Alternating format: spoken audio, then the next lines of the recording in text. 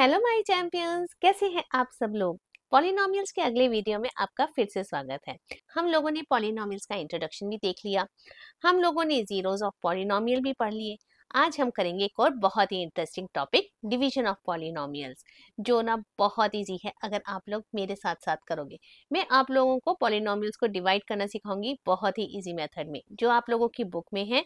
वो शायद आप लोगों को थोड़ा सा डिफिकल्ट लगे, बट अगर आप लोग मेरे साथ मेरे वाले मेथड से करोगे ना, आप लोग इसको भी चुटकियों में सीख जाओगे। डिवीजन ऑफ पॉलिनोमियल से पहले आप लोगों को पता होना चाहिए कि फैक्टर्स क्या होते हैं। फैक्टर्स जो है वो 5th क्लास में सबसे पहले इंट्रोड्यूस हुए थे। अगर आप लोगों को याद होगा तो फैक्टर्स एंड मल्टीपल्स का एक चैप्टर था 5th क्लास में। मुझे नहीं याद कि आप लोगों ने कौन सी बुक में से पढ़ा, बट एक्चुअल में वो वाला जो टॉपिक था ना, वो 5th क्लास से पहले इंट्रोड्यूस हो ही नहीं सकता। तो सबसे पहले आप लोगों को पता होना चाहिए कि फैक्टर्स कैसे निकालते हैं। अगर मैं एक बहुत ही ईजी टर्म में बात करूं, तो जब भी हम किसी नंबर को डिवाइड करते हैं, अगर वो नंबर पूरा डिवाइड हो जाता है तो जो डिवाइजर होता है और जो क्वोशिएंट होता है वो उस नंबर के फैक्टर्स हो जाते हैं, और जो डिविडेंड होता है, मतलब जिस नंबर को डिवाइड किया जा रहा होता है, वो बन जाता है मल्टीपल। ये सबसे इजी मेथड है सिर्फ लर्न करने का कि फैक्टर्स क्या होते हैं। सिंपल टर्म्स में अगर हम बात करें तो फैक्टर्स होते हैं जिस नंबर से हम डिवाइड कर रहे हैं, या जो हमारा क्वेश्चन आता है वो हमारा बन गया फैक्टर। और जो नंबर डिवाइड हो रहा है, जो नंबर बीच में लिखा हुआ है डिवीजन वाले साइन के, वो हो जाता है मल्टीपल। बहुत इजी है ना ये इस तरह से याद करना। फैक्टर्स के लिए अगर मैं कोई भी नंबर लेती हूँ, मान लो मैंने एक 15 नंबर लिया, तो सबसे पहले तो मैं वो नंबर्स ढूंढूंगी जो 15 को पूरा डिवाइड कर सके। तो 15 को कौन कौन से नंबर्स डिवाइड कर सकते हैं? 3 एंड 5। तो 3 जो है ये भी फैक्टर है, 5 जो है वो भी फैक्टर है, और 15 जो है वो इनका मल्टीपल है। फैक्टर्स और मल्टीपल्स जो होते हैं ना, वो ऑपोजिट होते हैं। तो 3 and 5 are the factors and 15 is the multiple. I hope ये आप लोगों को क्लियर हो गया होगा। ये तो क्विक रिकैप था। अब मैं लेती हूँ एक और नंबर। मान लो मैंने एक लिया नंबर 20। अब इसको मैं डिवाइड करती हूँ 3 से। 3 से जब मैं इसको डिवाइड करूंगी तो मेरा क्वोशिएंट क्या आएगा? क्वोशिएंट मेरा आ जाएगा 6 आ जाएगा, और रिमाइंडर क्या आ जाएगा? रिमाइंडर आ जाएगा मेरा 2। कैसे आया? चलो हम यहाँ पर फटाफट करके देख लेते हैं। ये RW का मतलब रफ वर्क होता है। 20 को मैंने अंदर रखा, 3 से मैंने इसको डिवाइड किया, 3 6 18, और ये 2 आ गया रिमाइंडर। तो 6 जो है वो मेरा क्वोशिएंट हो गया, 2 रिमाइंडर हो गया। तो इसको मैं कैसे लिख सकती हूँ? 6 इंटू 3 प्लस 2, तो ये हमारा 20 ही बनेगा। तो ये इस चीज को हम बोलते हैं रिमाइंडर थ्योरम। ओके, ये हमारी बन जाती है रिमाइंडर थ्योरम। मतलब हम लोग क्वोशिएंट को डिवाइजर से मल्टीप्लाई करते हैं और रिमाइंडर को हम लोग ऐड कर देते हैं, तो हमारा जो आंसर आता है वो हमारा डिविडेंड आता है। ये भी आप लोगों को सारे टर्म्स पता होंगे क्योंकि ये हम ऑलरेडी कर चुके हैं पुरानी क्लासेस में। क्या मैं 6 और 3 को इसके फैक्टर्स बोल सकती हूँ? नहीं बोल सकती, क्योंकि 6 और 3 को जब मैं इसके फैक्टर्स बोलूंगी तो रिमाइंडर मेरा 0 आना चाहिए। But in other ways I can say 6 and 3 can be the factors of 20, but they are living 2 as the reminder. अगर हम लोग पॉलिनोमियल्स की डिवीजन की बात करें तो हमें सबसे पहले पॉलिनोमियल्स की डिग्री के बारे में पता होना चाहिए, और हमें ये पता होना चाहिए कि एक्चुअल में डिवाइड कैसे करना है।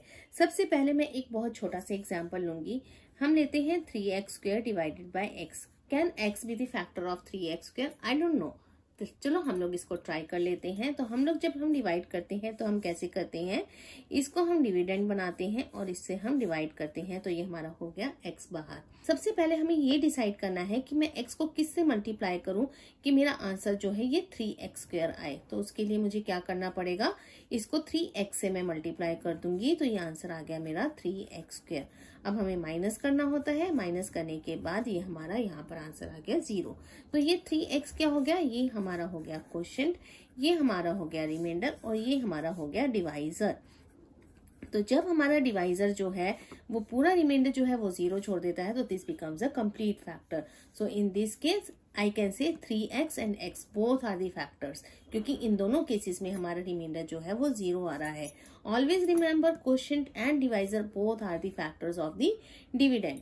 हम लोग एक और एग्जाम्पल कर लेते हैं, उससे आप लोगों को शायद थोड़ा सा और इजी हो जाएगा। हम एक क्वेश्चन करते हैं 3x² plus x minus 1 divided by x plus 1। Okay, हम लोगों ने जिस डिवीजन मेथड को अभी तक सीखा है हम उसी से ही डिवाइड करेंगे। बट जब मैं आप लोगों को NCERT के एक्सरसाइज 2.3 करवाऊंगी तो मैं आपको बहुत ही इंटरेस्टिंग मेथड बताऊंगी जिससे आपका आंसर जो है वो तो चुटकियों में आ जाएगा। चलो स्टार्ट करते हैं। ये वाला 3x² + x - 1, इसको हमने डिविडेंड बना दिया और यहाँ पर x + 1 से हम डिवाइड करते हैं। सबसे पहले हम क्या कंपेयर करते हैं, फर्स्ट टर्म को कंपेयर करते हैं डिविडेंड के फर्स्ट टर्म से। अब हमारे पास इसकी डिग्री कम है, इसकी डिग्री ज्यादा है, तो हमारे को इस नंबर को उससे मल्टीप्लाई करना पड़ेगा जिससे आंसर हमारा 3x² आए। हमें बाकी के नंबर से कोई लेना देना नहीं है, हम सबसे पहले हाईएस्ट डिग्री वाला ही टर्म उठाते हैं जो डिविडेंड में है। तो हाईएस्ट डिग्री हमारी 3x² है, तो 3x² लाने के लिए मैं इस x को किस से मल्टीप्लाई करूं जिससे मेरा आंसर 3x² आए। तो उसके लिए मुझे इसको मल्टीप्लाई करना पड़ेगा 3x से। तो जब मैं 3x से मल्टीप्लाई करूंगी तो ये वाला जो 3x है वो इन दोनों से मल्टीप्लाई होगा, खाली इससे मल्टीप्लाई नहीं होगा, वो इन दोनों से मल्टीप्लाई होगा। ये हमारा सबसे फर्स्ट रूल है। Whenever you are taking any number for the quotient, you have to multiply this term with all the terms in the divisor. So whenever we are taking a term for a quotient, we have to multiply this term with all the terms in the divisor. यानी कि ये वाला जो term है ये quotient के सारे term से मल्टीप्लाई होगा, ये हमारा सबसे फर्स्ट रूल कहता है। ओके, तो हम 3x को दोनों से मल्टीप्लाई करेंगे। 3x × x कितना हो गया, 3x² हो गया। और 3x को जब मैं 1 से मल्टीप्लाई करूंगी तो क्या आ जाएगा, 3x आ जाएगा। तो 3x के लिए मुझे उसके नीचे इसको प्लेस करना पड़ेगा जो हमारा सिंगल वेरिएबल है, यानी कि x वाला वेरिएबल है। तो यहाँ पर आ जाएगा 3x × 1 + 1 करूंगी तो +3x, तो यहाँ हमारे को यहाँ पर +3x लिखना है। साइन को भूलना नहीं है, ये बहुत इंपॉर्टेंट है। सेकंड स्टेप हमारा क्या होता है डिवीजन में, सेकंड स्टेप होता है हम माइनस करते हैं। माइनस जब हम करेंगे तो जितने भी हमारे ये साइंस है वो हमारे रिवर्स हो जाएंगे। तो ये प्लस था तो ये माइनस हो गया, ये प्लस था तो ये भी माइनस हो गया। अब ये तो हमारा कैंसिल हो गया। x - 3x कितना आ गया, -2x आ गया। माइनस करने के बाद हम नेक्स्ट टर्म जो है उतारते हैं, सेम जैसे हम डिवीजन में करते थे बिल्कुल वैसे ही उतारेंगे। ये हमें पूरा साइन के साथ उतारना है -1। तो जिस तरह से हम लोग डिवीजन में करते हैं कि हम नेक्स्ट टर्म उतारते हैं, तो वैसे ही हमने यहाँ पर पूरा टर्म हमने नीचे उतार लिया। अब नेक्स्ट स्टेप क्या है, हमारे को ये फर्स्ट टर्म देखना है, ये है -2x। अब हमारे को इस x को उससे मल्टीप्लाई करना है कि हमारा आंसर जो है -2x आए। तो हम किससे मल्टीप्लाई करेंगे, x को -2 से मल्टीप्लाई कर लिए। ये हमने लिख दिया -2, मगर जैसे ही मैंने ये -2 लिखा हम सेम वही करेंगे। हमें इस डिवाइजर के जो टर्म्स है सभी को -2 से मल्टीप्लाई करना है। पहले मैं -2 को मल्टीप्लाई करूंगी x से, तो ये हो गया मेरा -2x। अब -2 को मैं 1 से मल्टीप्लाई करूंगी तो ये हो गया -2। अब हमें माइनस करना है। माइनस करने के लिए मेरे को क्या करना पड़ेगा, साइंस को रिवर्स करना पड़ेगा। तो जितने भी ये हमारे नंबर्स हैं या जितने भी हमारे ये टर्म्स हैं इनके साइंस जो है वो रिवर्स हो जाएंगे। तो ये माइनस जो है प्लस बन गया, ये वाला माइनस भी प्लस बन गया। -2x + 2x तो मेरा कैंसिल हो गया। -1 + 2 कितना आ गया, 1 आ गया।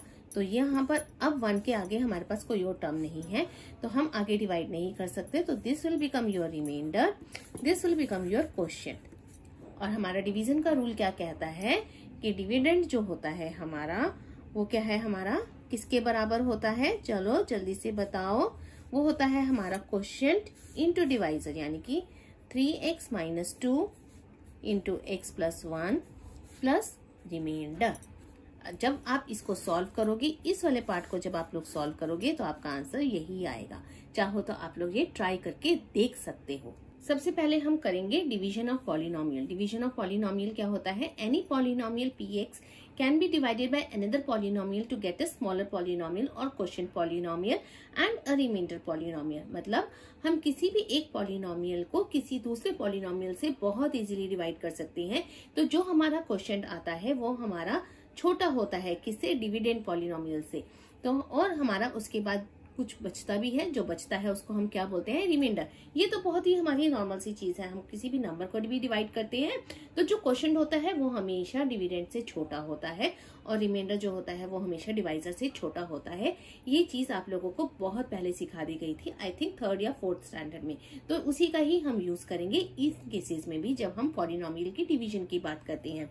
तो अगर मेरा एक पॉलिनोमियल px है, उसको मैं किसी और पॉलिनोमियल से डिवाइड कर रही हूँ, तो एक मुझे क्वोशिएंट पॉलिनोमियल मिलता है और एक मिलता है मुझे रिमाइंडर पॉलिनोमियल।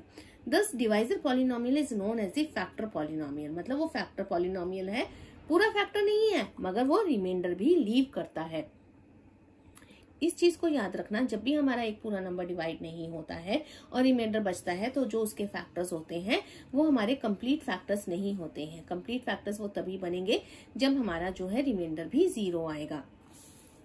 डिविडेंड जो होता है वो हमारा divisor into quotient plus reminder होता है, ये भी हम ऑलरेडी कर चुके हैं।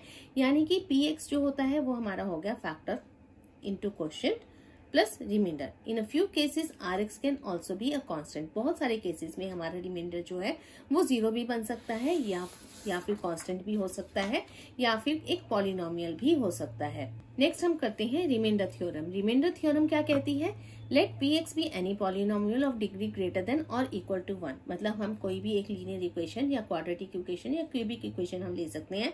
And let a be any real number if px is divided by a linear polynomial. हम किस केस की बात कर रहे हैं? जब हमारा डिवाइजर जो है एक लीनियर पॉलिनोमियल है। लीनियर पॉलिनोमियल्स क्या होते हैं? जिसका डिग्री जो है 1 होता है। अगर आप लोगों को लीनियर पॉलिनोमियल्स नहीं मालूम तो आप मेरा दूसरा वीडियो जाकर चेक कर सकते हो। Then the remainder is pa, जो हमारा a है, हमारा रियल नंबर है, तो रिमाइंडर हमारा क्या बचेगा? pa बचेगा। तो हम इसको प्रूव कैसे करेंगे? To find whether the remainder is pa if px is divided by x minus a। हम सबसे पहले चेक करते हैं क्या रिमाइंडर हमारा एक्चुअल में pa बचता है या नहीं बचता। चलो ट्राई कर लेते हैं। Let the quotient of px divided by x minus a is qx। मुझे नहीं पता कि ये क्या होगा, तो हमने एक क्वोशिएंट जो है इसका px का वो हमने ले लिया, qx ले लिया। ओके, एंड रिमाइंडर भी rx, क्योंकि ये तो हमें पता ही है कि जब हम लोग किसी नंबर को डिवाइड करते हैं तो हमारे पास एक क्वोशिएंट का पॉलिनोमियल आता है और एक रिमाइंडर का पॉलिनोमियल आता है और एक हमारा है फैक्टर पॉलिनोमियल। तो हमारा ये हो गया px, x माइनस a से तो हम डिवाइड कर रहे हैं, this is the divisor, this is the quotient and this is the remainder. Degree of x minus a is 1, हमारी x माइनस a की क्या डिग्री है? 1 है। Therefore remainder degree will be less than 1 और it means it is 0, यानी कि हमारा जो है रिमाइंडर डिग्री जो है वो हमारा क्या आ जाएगा? लेस देन 1 आएगा। क्यों आएगा लेस देन 1? क्योंकि जब भी हम किसी भी नंबर को डिवाइड करते हैं, आप रियल नंबर्स की ही डिवीजन देख लीजिए, अगर हम किसी भी रियल नंबर को डिवाइड करेंगे तो रिमाइंडर जो है वो हमेशा डिवाइजर से छोटा ही आएगा। तो अगर वो छोटा आएगा तो यानी कि वो x की डिग्री से छोटा आएगा। x की डिग्री यहाँ पर 1 है, 1 से छोटा क्या आएगा? 0 आएगा। तो जब x की डिग्री 0 हो गई तो इसका मतलब x तो हट ही गया यहाँ से। जब x हट गया तो इसका मतलब कांस्टेंट आएगा। जब हमारी डिग्री जो है वो लेस देन 1 हो जाती है तो it means 0। Polynomial with 0 degree is a constant. Okay, ये तो हमें समझ में आ गया कि अब हमारे पास रिमाइंडर जो है वो 0 आ गया। कैसे आया ये भी मैं आपको सॉल्व करके बता देती हूँ। अगर मान लो मैं एक नंबर है 20, उसको मैं डिवाइड कर रही हूँ 6 से डिवाइड करते हैं। चलो ठीक है, 6 3 = 18, रिमाइंडर आ गया 2। 2 किससे छोटा है? डिवाइजर से छोटा है। 3 जो है वो हमेशा डिविडेंड से छोटा होगा। हमेशा याद रखना क्वोशिएंट जो है वो हमारा डिविडेंड से छोटा होना चाहिए और रिमाइंडर जो है वो हमारा डिवाइजर से छोटा होना चाहिए। ओके, अगर मान लो मैं x माइनस a से डिवाइड कर रही हूँ और x माइनस a से डिवाइड कर रही हूँ और मेरा रिमाइंडर कुछ आता है, तो x की डिग्री क्या है? यहाँ पर 1 है, तो यहाँ पर x की डिग्री क्या हो जाएगी? 0 हो जाएगी। Anything raised to the power 0 becomes 1, यानी कि रिमाइंडर जो है मेरा कुछ कांस्टेंट ही आएगा। ओके, वो क्या कांस्टेंट होगा वो हम देख लेते हैं। दैट मीन्स rx जो है मेरा वो r बन गया यहाँ पर, क्योंकि यहाँ पर मेरा पॉलिनोमियल नहीं बना, ये मेरा कांस्टेंट बन गया। तो px क्या हो गया? Is equals to x minus a into qx plus r।